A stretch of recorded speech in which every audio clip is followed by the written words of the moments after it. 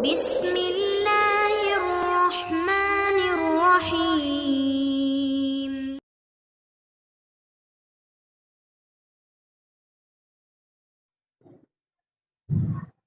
Assalamualaikum warahmatullahi wabarakatuh.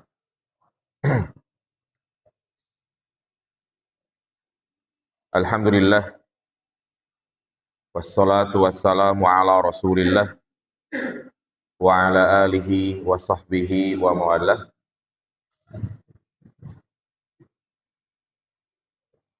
Asyhadu an la ilaha illallah wahdahu la syarikalah wa asyhadu anna muhammadan abduhu wa rasuluhu la nabiyya ba'dah. Allahumma salli ala Muhammad wa ala ali Muhammad. Qala Allah Ta'ala fil Qur'anil Karim, ya ayyuhalladzina amanu ittaqullaha wa qulu qawlan sadida yuslih lakum a'malakum wa yaghfir lakum dhunubakum wa may yuti'illaha wa rasulahu faqad faza fawzan 'azima. Amma ba'du, ayyuhal ikhwah, a'azzani Allahu wa iyyakum jami'an. Para hadirin, hadirat yang dirahmati Allah Subhanahu wa taala. Pada kesempatan yang berbarokah ini, kembali kita akan melanjutkan serial kajian rutin kita membahas kitab Hadis Al-Arba'in An-Nawawiyah, buah karya dari Al-Imam An-Nawawi rahimahullahu ta'ala. Setelahnya, pada pertemuan yang lalu kita membahas hadis yang ke-24 tentang larangan berbuat zalim. Adapun kali ini kita membahas hadis yang ke-25. Kaya miskin bisa bersedekah. Artinya pada hadis yang akan kita bahas di sini bahwa orang miskin pun bisa bersedekah. Amalan-amalan yang bisa menandingi amalannya orang kaya. Terkadang muncul di dalam hati rasa cemburu kepada orang-orang kaya.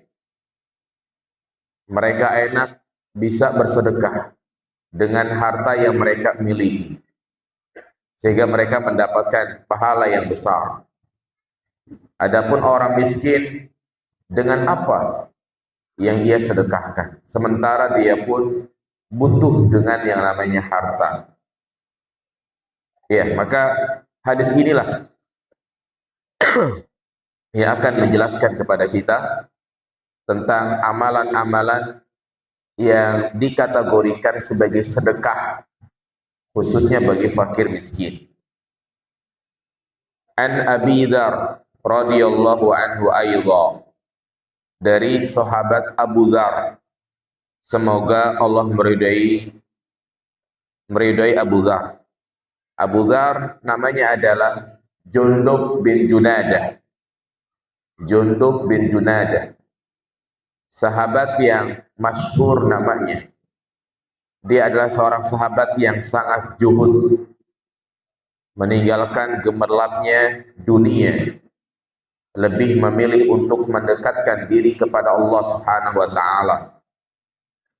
Setelahnya Rasulullah wafat, dia lebih memilih untuk mengasingkan diri. Sehingga diceritakan ketika dia meninggal dunia, tidak ada seorang pun yang tahu, karena dia hidup di pedesaan yang sangat terpencil. Sahabat Abu Dzar berkata, anna nasan min ashabi Rasulillah sallallahu alaihi wasallam, bahwasanya ada orang dari sahabat Rasulullah sallallahu alaihi wasallam.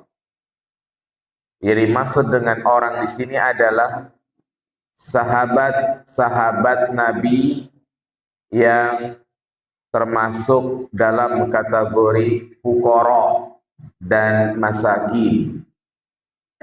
Karena kalau kita lihat sahabat-sahabat Nabi Shallallahu Alaihi Wasallam, ada tingkat ekonominya itu ya termasuk orang-orang kaya, memiliki bisnis usaha yang maju. Seperti misalnya sahabat Abu Bakar, Utsman bin Affan, kemudian sahabat Abdurrahman bin Auf, ya, kemudian sahabat Suhaib Ar-Rumi. Mereka adalah sahabat-sahabat yang kaya raya. Tapi kekayaan yang mereka miliki itu semuanya dia korbankan untuk kepentingan Islam. Bahkan Suhaib Ar-Rumi ketika ada panggilan hijrah ke Madinah, dia sempat menimbun hartanya di bawah rumahnya, berharap agar bisa kembali lagi ke kota Makkah. Tapi ternyata ketika dia mau berangkat hijrah, tiba-tiba dihadang oleh orang-orang kafir Quraisy. Di antaranya adalah Abu Jahal. Orang-orang Quraisy ini mengatakan, wahai Suhaib, engkau menjadi maju, menjadi kaya berkat kami semua. Kau berdagang di sini. Nah sekarang kau sudah menjadi orang sukses, ingin meninggalkan kami. Kami tidak akan biarkan engkau untuk ikut kepada Muhammad. Kami akan halangi engkau untuk hijrah. Suhaib pun mengatakan, terus apa mau kalian? Orang-orang kafir ini mengatakan, aku menginginkan hartamu. Maka Suhaib Ar-Rumi mengatakan, kalau ini yang kau inginkan, ambil saja hartaku semua ada di bunker di bawah rumah. Dengan syarat kau mengizinkan aku untuk hijrah. Lihat, jadi hartanya itu ditinggalkan. Ya, ada juga sahabat-sahabat yang miskin, bahkan gak punya rumah. Karenanya ada di antara sahabat Nabi yang disebut Ahlus Suffah. Ahlus Suffah adalah para sahabat yang tinggal di pelataran Masjid Nabawi. Gak punya rumah mereka, miskin. Sekitar ada 70 sahabat. Di antaranya ada sahabat Abu Hurairah. Ya. Nah, jadi orang-orang miskin ini datang menemui Nabi Shallallahu Alaihi Wasallam seraya mengatakan, ya Rasulullah, zahaba ahlud dusur bil ujur. Wahai Rasulullah, orang-orang kaya pergi membawa banyak pahala. Jadi mereka cemburu kepada sahabat yang kaya. Enak mereka menghadap Allah dengan membawa pahala yang besar. Yusalluna kama nusolli. Mereka sholat sebagaimana kita pun sholat. Wa yasumuna kama nasu. Mereka berpuasa sebagaimana kami juga berpuasa. Tetapi wa yatasaddaquna bi fuduli amwalihim. Mereka bersedekah dengan kelebihan harta mereka. Ya, jadi mereka merasa iri, dan ini boleh ya, iri dalam hal kebaikan. Jadi mereka iri, ghibtah kepada orang-orang kaya, di mana orang-orang kaya mendapatkan pahala lebih banyak dari orang-orang miskin. Ya, orang-orang miskin hanya sebatas bisa puasa, bisa sholat. Sementara orang kaya selain puasa, sholat plus mereka apa? Sedekah. Apa kata Nabi SAW? Awalaysa qad ja'alallahu lakum ma tasaddaqun. Bukankah Allah Subhanahu wa ta'ala telah menjadikan bagi kalian hal-hal yang bisa kalian sedekahkan. Kalian juga bisa bersedekah. Ada amalan-amalan yang menandingi sedekah. Apa kata Nabi? Inna bikulli tasbihatin shadaqah. Sesungguhnya Setiap ucapan tasbih subhanallah itu adalah sedekah. Wa kulli takbiratin shadaqah. Setiap ucapan takbir Allahu Akbar adalah sedekah. Wa kulli tahmidatin shadaqah. Dan ucapan tahmid alhamdulillah adalah sedekah. Wa kulli tahlilatin shadaqah. Dan setiap ucapan tahlil la ilaha illallah adalah sedekah. Wa amrun bil ma'ruf shadaqah. Mengajak, memerintahkan kepada yang baik adalah sedekah. Wa nahyun an munkarin shadaqah. Melarang dari kemungkaran adalah sedekah. Wa fi bid'i ahadikum shadaqah. Bahkan setiap kali kalian mendatangi istri kalian, jima, berhubungan badan, itu adalah sedekah. Maka tercengang para sahabat, kaget.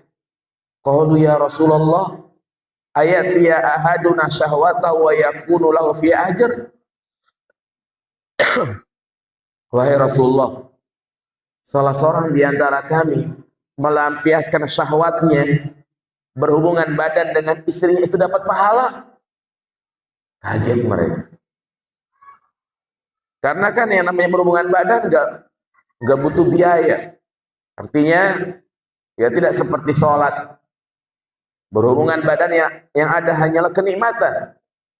Apa kata Nabi SAW? Ara'aitum law wadu'a fi haram akana alaiha fiha wizrun. Ya, tidaklah kalian tahu bahwasanya seandainya syahwat tersebut ditempatkan bukan pada tempatnya, sesuatu yang haram, maka baginya dosa.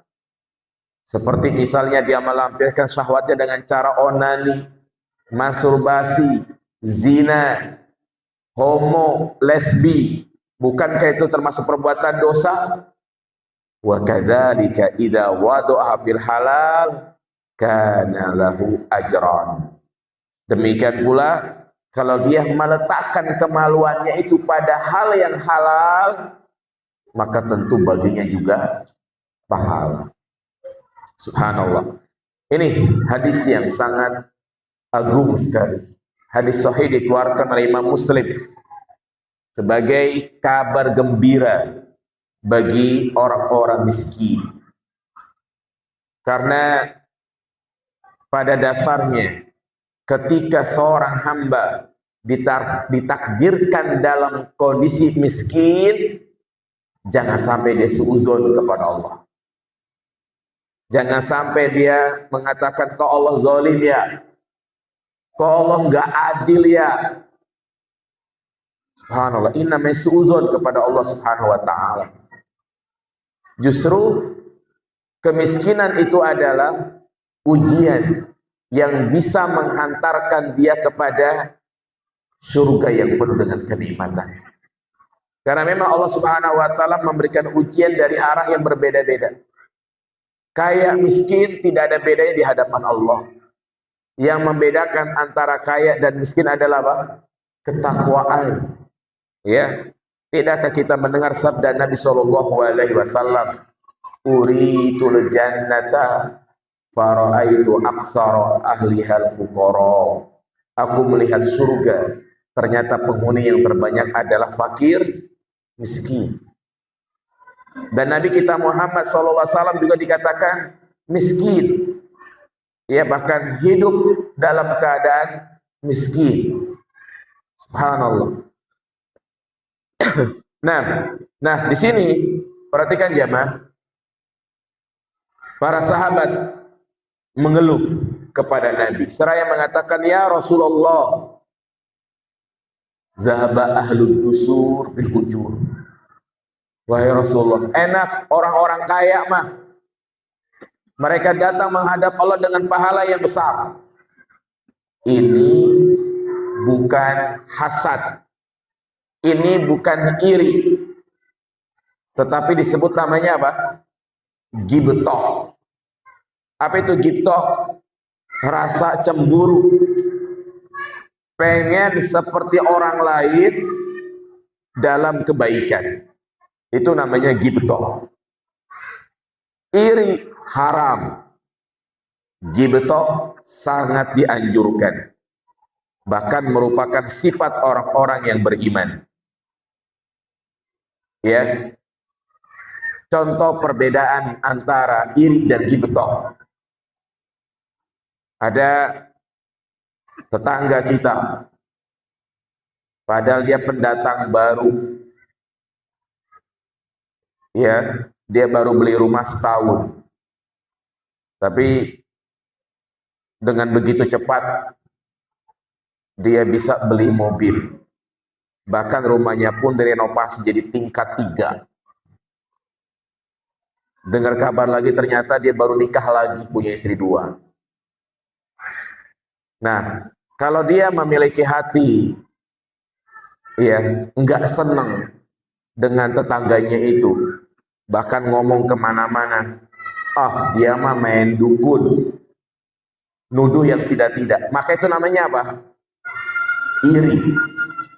Yaitu tidak senang ketika saudaranya mendapatkan kenikmatan. Itu namanya iri. Ini sifat iblis, sifatnya orang-orang Yahudi. Orang yang iri tidak akan bahagia hidupnya, hatinya akan terkekang dengan perasaan-perasaan kebencian. Dunia yang luas ini terasa sempit bagi dia. Ini namanya hasad. Adapun ghibtoh begini, jadi orang kaya tersebut dia punya rumah, punya mobil, Masya Allah, setiap tahun dia berkurban dengan 2 ekor sapi. Bahkan setiap bulan suci Ramadan dialah yang menanggung buka puasa bersama. Setiap ada masjid yang rusak, dialah yang siap untuk merenovasi. Kita iri itu dengan amal dia. Maka ini boleh atau tidak? Boleh. Itu namanya ghibtoh. Makanya Nabi SAW mengatakan, la hasada illa fisnatain. Tidak ada hasad kecuali di 2 perkara. Ya, ini kita nggak boleh hasad kecuali pada 2 keadaan. Yang pertama, hasad kepada rajulun atahul hikmah wa huwa yakdi biha wa yu'allimuha. Yaitu kita hasad terhadap seorang yang diberikan ilmu, dengan ilmunya tersebut dia mengamalkan dan mengajarkan kepada orang lain.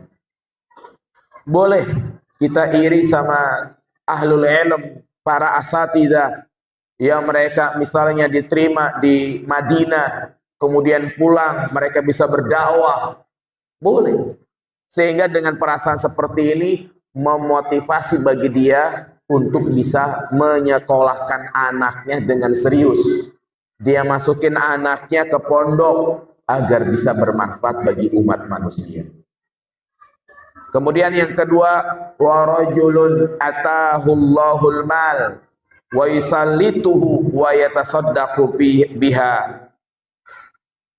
Dan yang kedua, kita boleh hasad kepada orang yang diberikan dengan harta, yang dengan hartanya tersebut dia memaksakan diri untuk bersedekah. Ya, wa yusallitu, dia bisa memaksakan dirinya. Karena memang untuk sedekah itu butuh memaksakan, jemaah.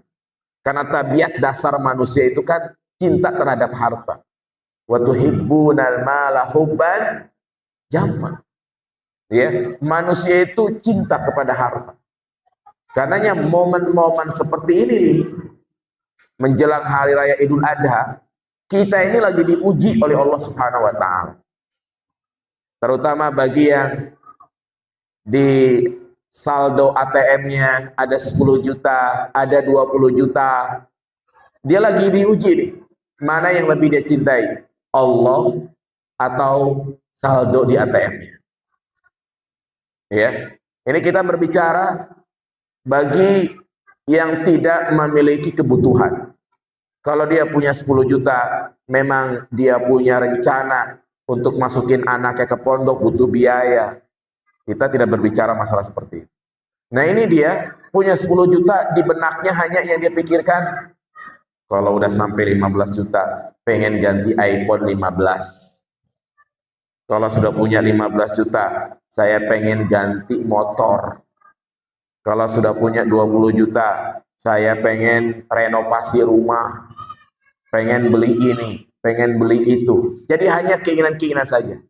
Nah, ketika dari tabungannya itu dia ambil 4 juta untuk kurban sapi atau untuk kurban kambing, berarti dia telah membuktikan cintanya kepada siapa? Allah Subhanahu wa taala. Makanya kurban mengajarkan kepada kita bahwa pengakuan cinta kepada Allah perlu adanya bukti. Kita semua ngaku cinta Allah, ya kan? Kita semua ngaku cinta Allah. Tapi giliran disenggol, Pak nggak kurban, enggak tahun ini. Padahal saldonya banyak. Ya. Nah ini jamaah sekalian. Artinya jangan kita punya mental pengen dapat daging terus. Namanya mental pengemis. Yang dia pikirkan sekarang ini, waduh saya harus buru-buru beli bumbu dapur. Saya harus beli arang. Beli tusuk sate khawatir kehabisan. Hanya ini tok yang dia pikirin. Jadi nggak ada kepikiran ya bagaimana saya harus bisa berkorban. Ya, makanya kita memohon kepada Allah Subhanahu wa taala agar kita dimudahkan untuk bisa berkorban. Jadi kembali kepada pembahasan kita bahwa boleh kita merasa iri dengan amal kebaikan yang dilakukan oleh orang lain. Makanya kita boleh untuk bersaing. Boleh bersaing. Ya. Si fulan tetangga sholat jamaahnya cuma maghrib isya. Maka kita boleh mengunggulinya. Saya harus subuh pun berjamaah. Si fulan sedekahnya, kurbannya, dia ikut patungan sapi harga 3.500.000. Saya harus lebih banyak lagi. Yang harga 4 juta. Si fulan kurbannya dengan seekor kambing. Saya harus dengan seekor sapi. Ini boleh. Makanya Allah katakan, "Fabidzalika falyatanafasil mutanafisu." Ahlu surga, orang-orang beriman, mereka selalu bersaing dalam kebaikan. Boleh. Ya.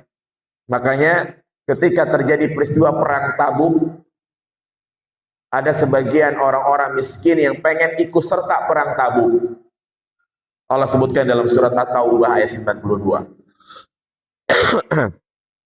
Wala 'alal ladzina idza ma atauka litahmilahum qulta la ajidu ma ahmilukum alaihi tawallaw wa ayunuhum tafidu minad dam'i ya huznan alla yajidu ma yunfikun. Dan orang-orang yang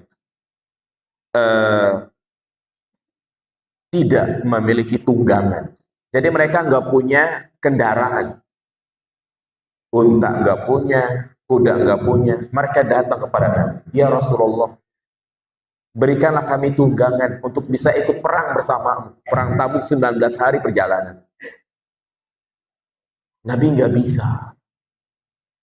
Ya, Nabi tidak bisa memberikan hewan tunggangan. Akhirnya mereka pun tawallau wa yunuhum tafid. Mereka pun pulang kembali dalam keadaan apa? Menangis. Sedih mereka karena nggak bisa ikut berperang. Ya. Bukan malah senang nggak ikut berperang, enak. Nyawa kita aman, selamat, tidak. Tapi mereka sedih nggak bisa ikut berperang. Ya, ini menjadi bukti bahwasanya para sahabat semangatnya luar biasa dalam beramal. Pertanyaannya, sedih nggak kita saat ini ketika nggak ikut serta dalam berkurban? Bagi yang merasa sedih, maka bersyukurlah, berarti dia masih ada keimanan dalam hati. Ya. Makanya sering kali saya sampaikan bahwasanya kurban itu bukan hanya berbicara masalah harta. Yang penting punya tekad yang kuat. Jadikan skala prioritas. Banyak orang-orang yang ekonominya di bawah kita, dia mampu nabung setiap hari buat apa? Kurban. Ya. Lah kadang kita gaji di atas UMR, tapi nggak mampu untuk apa? Kurban. Saya punya cerita gitu ya. Jadi ada seorang yang beli kambing ke kami gitu ya. Ya, saya bilang, Pak, duitnya transfer aja. Orang ini bilang, maaf Pak Ustadz, saya nggak punya ATM, saya pengen bayar cash. Udah kita ketemu ya kan. Dia datang bawa kresek hitam. Ini Pak Ustadz uangnya. Ya, kata dia, hitung dulu Pak Ustadz. Saya buka ternyata isinya itu 5 ribuan, 2 ribuan, 1000-an. Bahkan 500 koin udah disolatif 10 ribu, 10 ribu. Pikir saya, tukang parkir apa gitu lah. Dia bilang, Alhamdulillah Pak Ustadz, ini anak saya kelas 2 SD. Dia nabung setiap hari, kayak saya kasih jajan kajang 7.000, dia pakai jajan 2.000, 5.000 buat dia celengin. Motivasinya apa? Buat kurban. Jadi itu hasil celengannya itu dia kurban.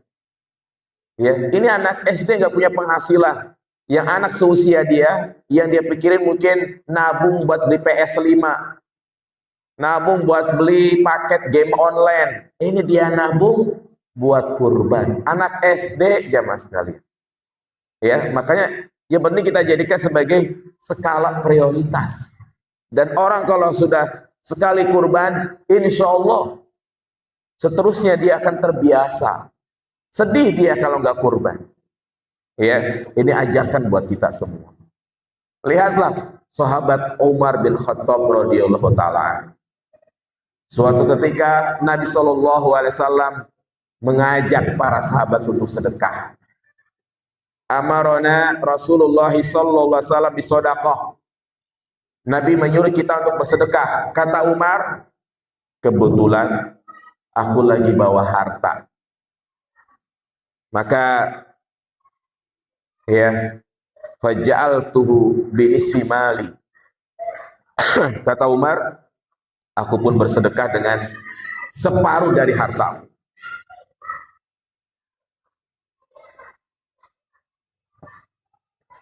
Lihat jemaah, Umar bersedekah dengan separuh dari hartanya. Nabi pun bertanya, "Fama abqaita li ahlik?" Apa yang kau sisakan untuk keluargamu? Umar mengatakan, nisfuhu, masih ada sebagian lagi. Dan Umar di dalam hatinya mengatakan, saat ini aku bisa mendandingi Abu Bakar. Ya, saat ini Abu Bakar kalah nih dengan saya. Subhanallah, tiba-tiba datang Abu Bakar. Dia mengatakan, ya Rasulullah, hadza mali kulluh. Ini adalah hartaku semuanya, aku sedekahkan. Subhanallah. Nabi pun bertanya, bagaimana dengan keluargamu? Ma abqaita li ahlik? Abu Bakar mengatakan, abqaitullah wa rasul. Itu aku serahkan kepada Allah dan Rasulnya. Subhanallah. Di sini Umar tercengang. Ternyata Abu Bakar bersedekah dengan apa? Seluruh hartanya. Ya. Nah, jadi demikian pula dalam hadis ini, jemaah. Para sahabat cemburu. Ya, mereka mengatakan wa yatasaddaquna bifuduli amwalihim. Enak orang-orang kaya, mereka bisa bersedekah dengan harta mereka. Ya. Dan di sini orang-orang miskin menganggap dan menyangka sedekah itu hanya dengan harta. Sedekah hanya dengan harta. Makanya Nabi Shallallahu alaihi wasallam ya menjelaskan bahwa sedekah itu bukan hanya dengan harta. Apa kata Nabi? Awalaisa qad ja'alallahu lakum ma tasaddaqu? Bukankah Allah telah menjadikan bagi kalian perkara-perkara yang bisa kalian sedekahkan? Apa itu diantaranya? Ucapan tasbih, subhanallah, Allahu akbar, alhamdulillah, la ilaha illallah. Nah itu kalau kita baca, itu pahalanya sama dengan apa? Sedekah. Ini bagi yang tidak memiliki harta. Ya, khusus bagi siapa ini? Fakir, miskin. Dia nggak bisa berkurban, sudah dengan dia memperbanyak zikir itu pahalanya sama dengan sedekah. Dia punya tekad yang kuat, niat yang kuat untuk berkurban tapi belum mampu, insya Allah dia mendapatkan pahala dengan niatnya tersebut. Tapi bukan berlaku bagi orang kaya. Nggak bisa orang kaya punya duit banyak, nggak pengen kurban, cukup sedekah cukup tahmid saja, cukup dengan berzikir saja, tidak. Ya, nah makanya dari hadis ini dapat kita ambil faedah sedekah itu bermacam-macam. Ya, sedekah bermacam-macam. Ada 3 macam atau ada 2 macam. Yang pertama, ungkapan sedekah dari Allah kepada hamba. Dari Allah kepada hamba. Jadi dikatakan Allah juga bersedekah kepada hambanya. yakni Allah memberikan hadiah kepada hambanya. Apa itu sedekah Allah kepada hamba? Yaitu berupa rukhsah, keringanan-keringanan dalam ibadah.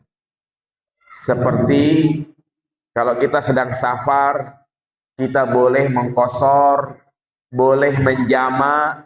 Apa kata Nabi SAW? Shadaqatan tasaddaqallahu biha faqbalu shadaqatahu. Itu adalah hadiah, sedekah dari Allah. Maka terimalah sedekah tersebut. Makanya kalau kita sedang safar jauh, yang paling utama adalah jama' qashar.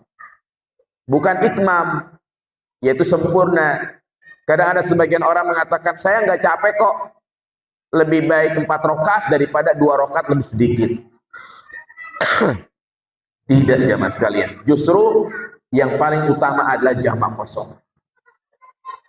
Ini membuktikan kepada kita bahwa tidak selamanya amalan yang lebih banyak itu lebih afdol daripada amalan yang sedikit.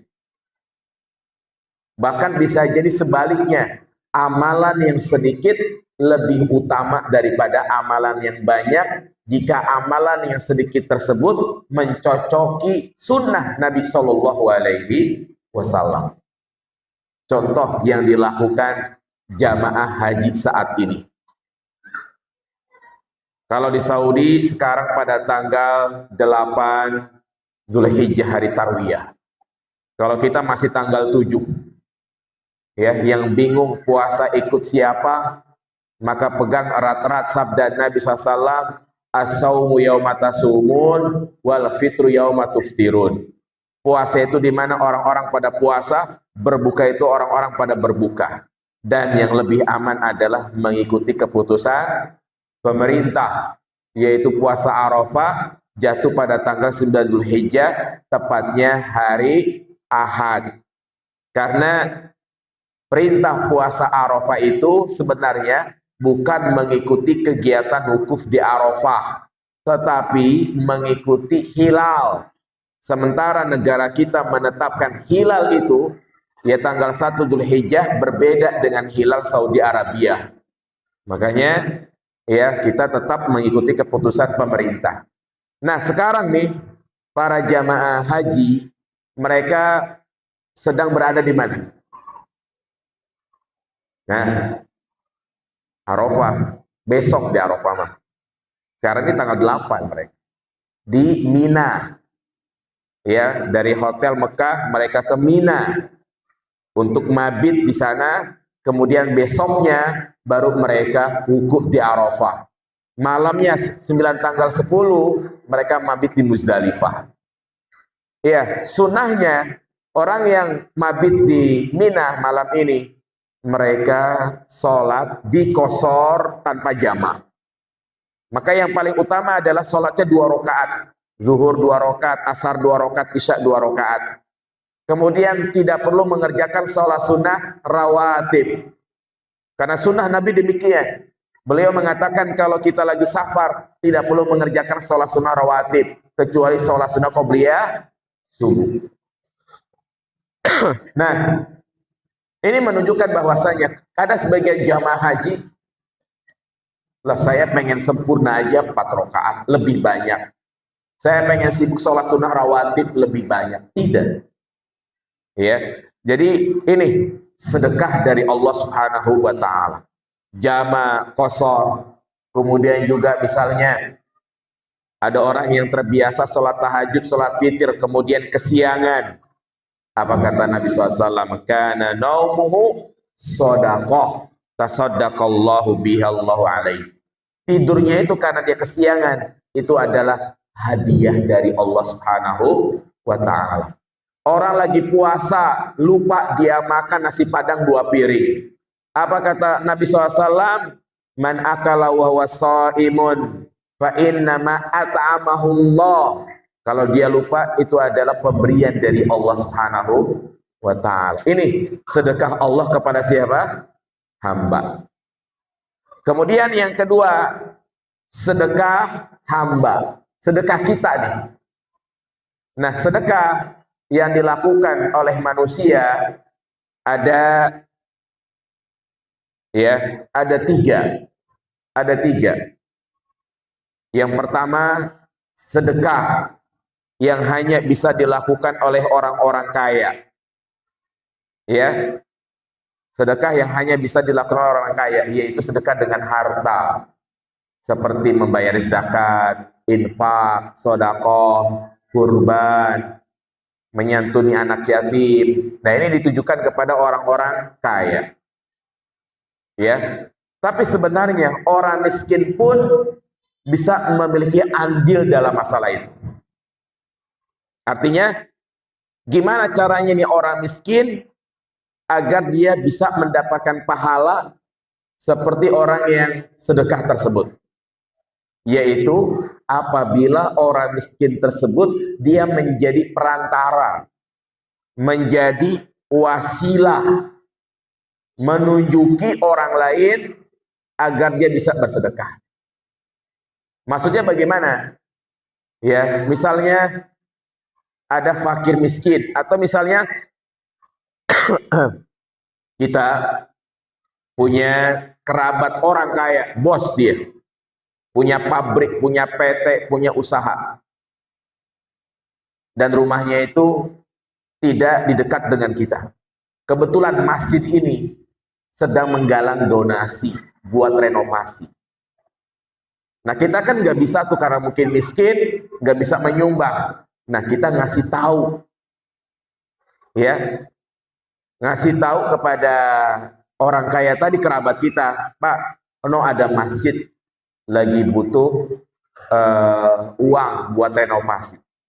Maka kerabat kita pun menyumbangkan hartanya 100 juta untuk renovasi masjid misalnya. Maka kita yang ngunjukin ini dapat pahala seperti orang yang bersedekah tadi.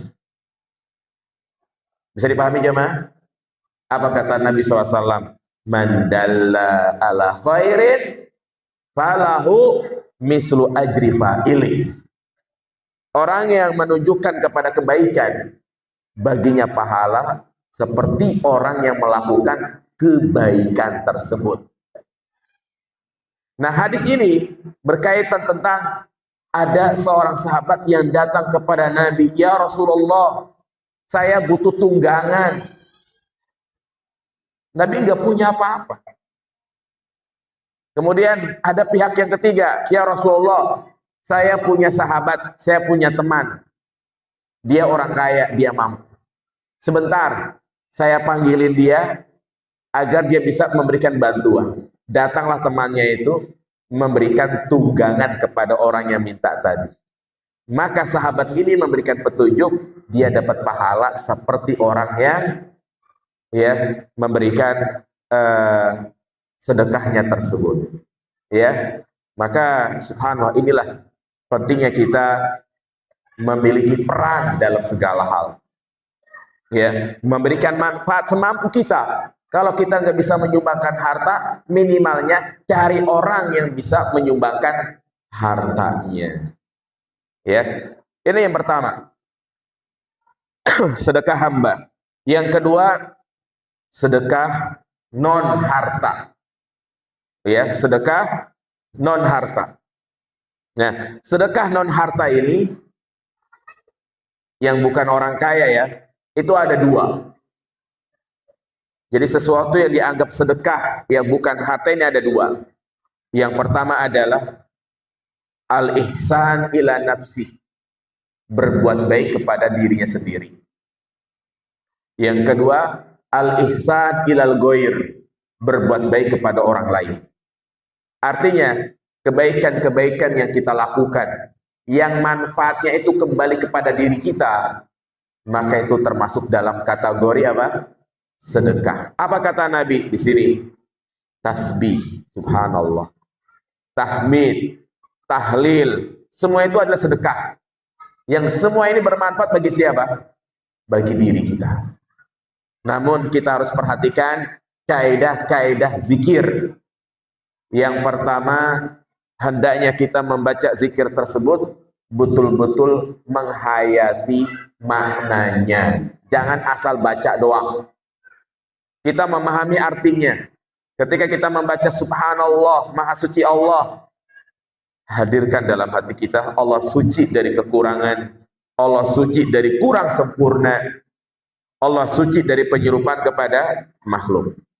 Kemudian yang kedua, zikir-zikir tersebut harus dibaca sesuai dengan petunjuk Nabi Shallallahu Alaihi Wasallam.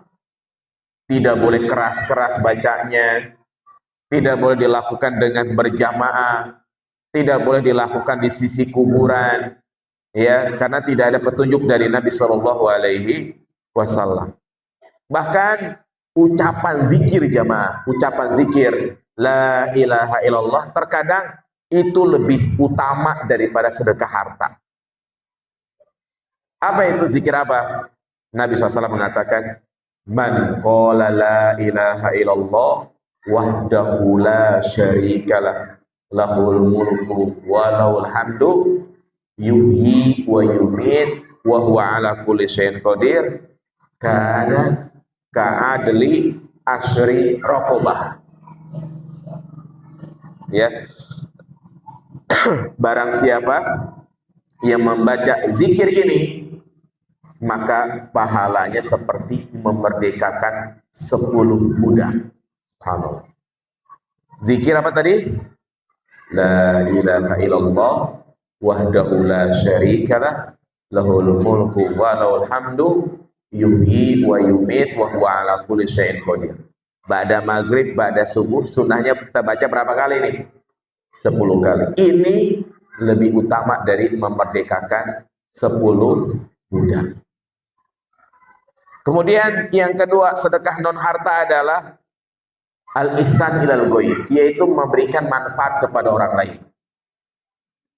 Ya, memberikan manfaat kepada orang lain itu banyak.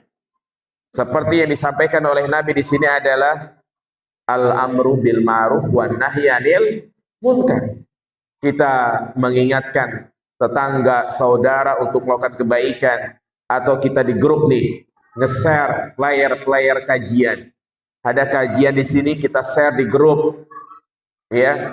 Maka ini merupakan bentuk sedekah karena mengajak orang kepada kebaikan agar mereka hadir di majelis ilmu.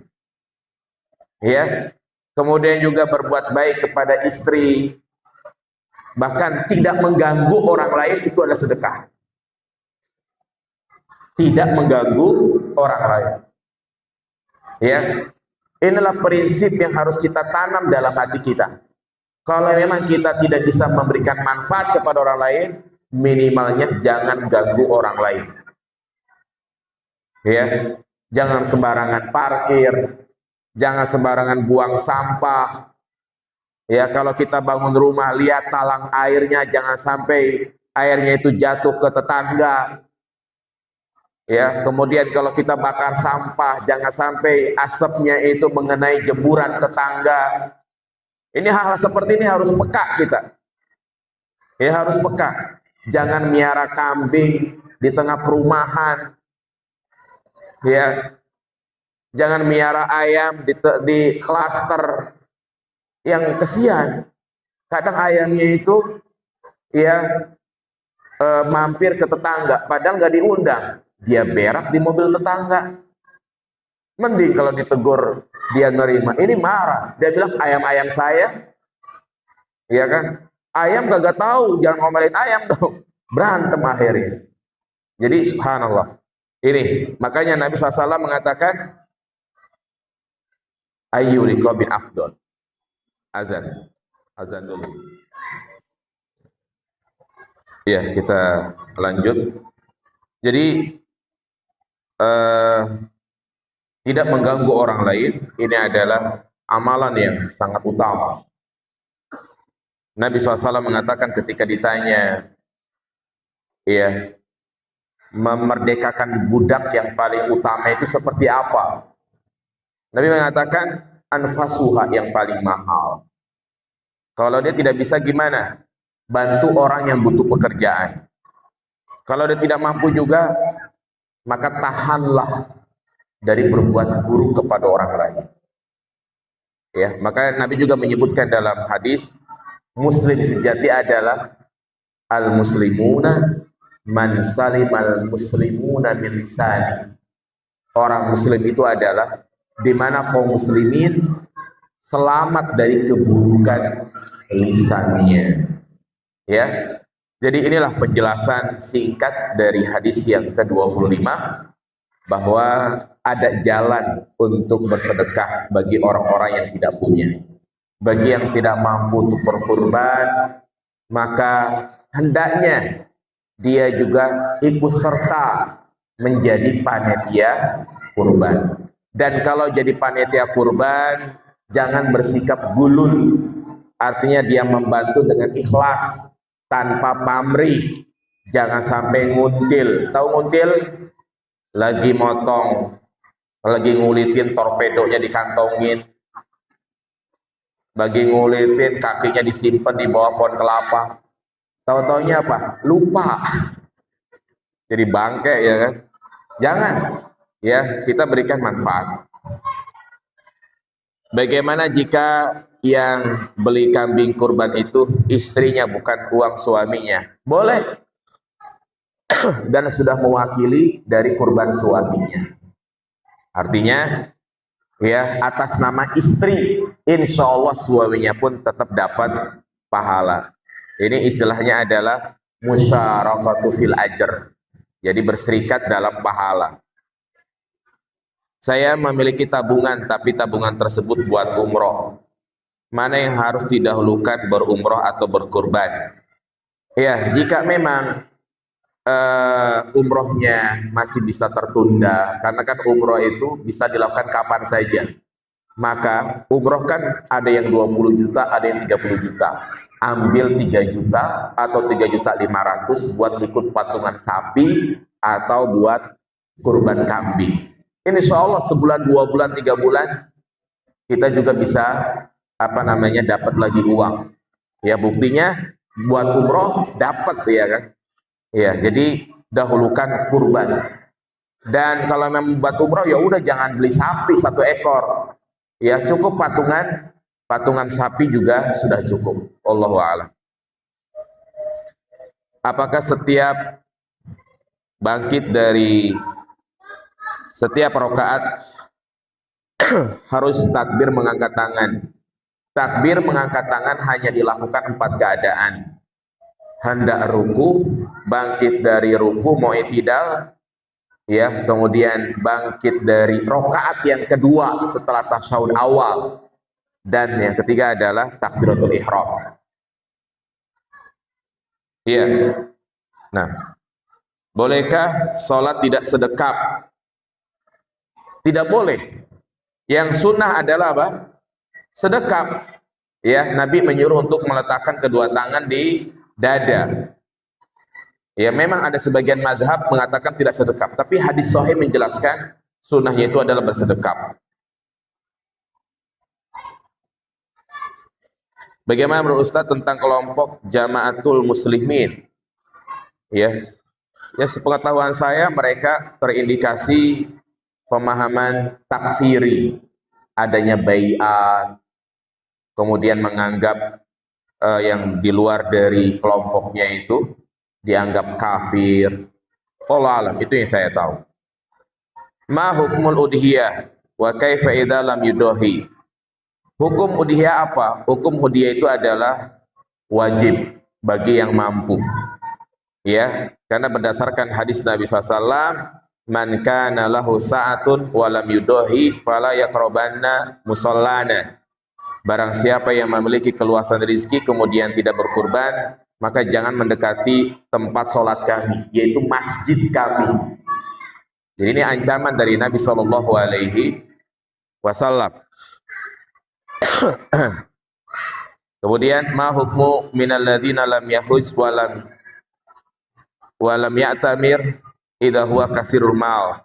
Bagaimana hukum orang yang tidak berhaji, tidak umroh, padahal dia punya harta? Dosa dia. Karena haji dan umroh adalah rukun Islam. Kalau dia punya harta tidak berhaji, maka hukumnya berdosa. Tadi ada pendapat kambing patungan. Apa ini? Ada pendapat kurban patungan apa kurang afdol? Apa dasarnya? Ya, tentu ya namanya kurban itu kan keafdolannya bertingkat-tingkat. Ya, orang berkurban 1 ekor sapi dengan patungan sapi, mana yang lebih utama? 1 ekor sapi. 1 ekor kambing dengan patungan sapi, mana lebih utama? 1 ekor kambing.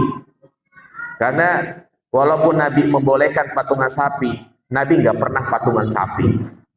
Para sahabat juga, saya belum pernah dengar ada sahabat patungan sapi. Rata-rata mereka berkurban dengan 1 ekor, baik sapi maupun kambing. Ya. Nah, ini kalau yang dimaksud dengan patungan sapi itu ya tidak lebih utama dari yang berkurban dengan 1 ekor sapi. Tentang sedekah kepada orang, minta-minta di lampu merah, mohon arahan. Kalau kita lihat zohirnya, dia mampu, sehat, jangan dikasih. Itu adalah mental pengemis. Ya, jadi agar kita bersedekah itu tepat sasaran. Tapi kalau memang kita lihat orang itu memang betul-betul lemah, cacat, nggak apa-apa kita kasih. Ya, tapi kadang ada juga orang yang anak kecil disewa, bahkan dikasih obat tidur. Ini banyak kayak gitu. Ini tugasnya Satpol PP ini ya. Orang kayak begini diamankan, dibawa ke dinas sosial. Ana ada uang, bisa untuk kurban, tapi selain Ana harus bayar uang pangkal sekolah anak-anak. Mana yang harus saya dahulukan? Bayar uang pangkal. Ya, bayar uang pangkal daripada anak antum nggak bisa masuk sekolah. Itu lebih lebih dibutuhkan. Ya, kecuali kalau sekolahnya ngasih tempo, boleh Pak uang pangkal 6 bulan.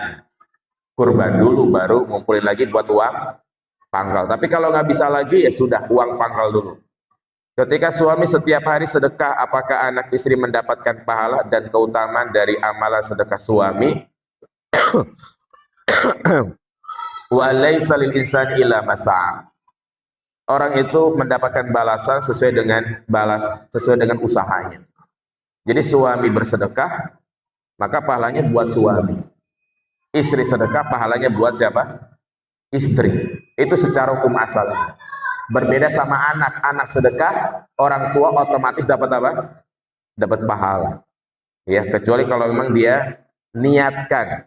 Seperti misalnya bersedekah atas nama istri, maka itu diperbolehkan. Terakhir, bagaimana hukum seorang yang ketika bekerja pernah melakukan penggelapan atau korupsi uang perusahaan? Sebab saya pernah bekerja dan mempunyai rekan-rekan kerja melakukan hal itu dan saya memutuskan untuk resign. Bagaimana cara bertaubatnya? Cara bertaubatnya adalah mengembalikan uang yang dia ambil. Orang-orang yang korupsi 256 triliun, maka dia harus kembalikan. Itu baru dia diterima taubat. Bolehkah sedekah untuk orang-orang yang pernah kita ambil hartanya? Ya, ini kalau kita nggak nemuin lagi, kalau kita masih tahu kontaknya, rumahnya di mana, perusahaannya di mana, kembalikan, kembalikan. Ya, sampai akhirat akan dituntut. Percuma dia sholat, puasa, zakat kalau dia masih menzolimi orang lain. Ya, atau dia datang minta maaf. Harus berani. Itu resiko dia. Kenapa dia melakukan tindakan seperti itu? Demikian. Subhanakallahumma bihamdika. Asyhadu an la ilaha illa anta. Astaghfiruka wa atubu ilaik. Assalamualaikum warahmatullahi wabarakatuh.